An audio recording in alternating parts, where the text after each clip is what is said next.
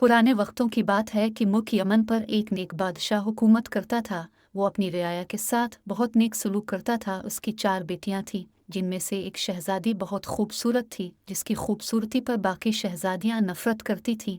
इस शहजादी का नाम शहजादी दुआ था।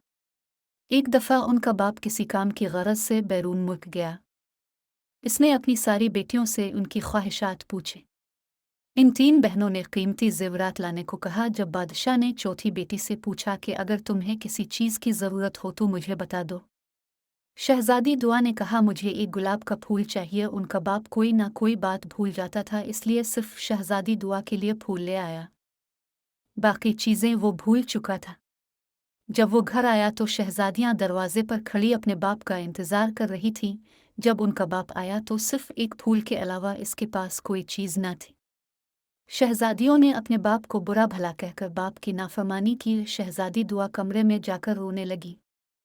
बादशाह ने कहा, दुनिया में सबसे ज़्यादा कीमती चीज़ वालिदैन की खिदमत है। चुनांचे जब बादशाह दूसरी मर्तबा बैरून मुल्क गया तो सब ने अपनी अपनी चीज़ें लाने के लिए कहा, मगर शहजादुआ इस पर खामोश रही। उसने सोचा कि इस बार कोई ऐसी बात ना हो कि जिससे मेरे बाप का दिल दुखे, तो बादशाह ने अपनी बेटियों के लिए ज़ेवरात लिए।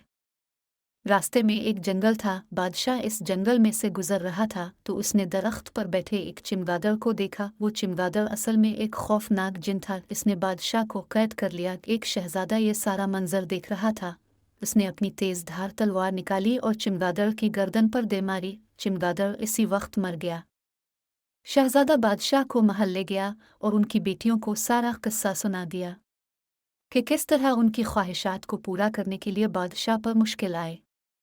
शहजादियां अपने बाप के पास आईं और अपने बाप से नाफरमानी पर मुआफ़ी मांगी और शुक्र अदा किया कि बादशाह घर वापस आ गया। बादशाह ने इस वक्त अपनी सारी बेटियों में से दुआ पर फ़ख्र महसूस किया और अपनी सारी बेटियों को गिले लगा लिया। सब हंसी खुशी रहने लगे।